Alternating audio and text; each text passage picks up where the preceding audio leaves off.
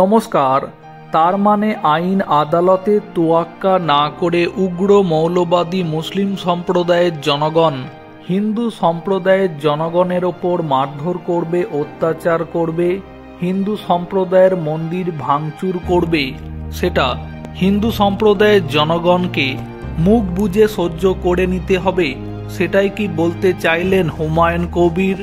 অনেকে এই প্রশ্নটাও তুলছেন, আদৌ কি হুমায়ুন কবির বিধায়ক নাকি হিন্দু বিরোধী বিধায়ক? মুর্শিদাবাদে বেলডাঙ্গায় হিন্দু বিরোধী হিংসায় গ্রেপ্তার অভিযুক্তদের তৃণমূলের নিরপরাধ ছেলে বলে মন্তব্য করলেন ভরতপুরের তৃণমূল বিধায়ক হুমায়ুন কবির।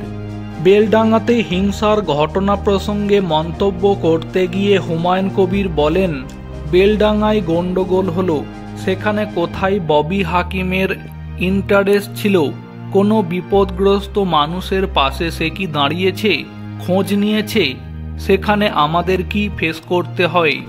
মুর্শিদাবাদের মানুষ ভোট দিয়ে সরকার গঠন করবে, আর সেই সরকারের ওপর বুলডোজার চলবে, সেই সরকারের ওপর পুলিশ প্রশাসন মামলা করে দেবে, সেই সরকারের নিরপরাধ তৃণমূলের ছেলেদের ধরে পুলিশ লক আপ করে দেবে।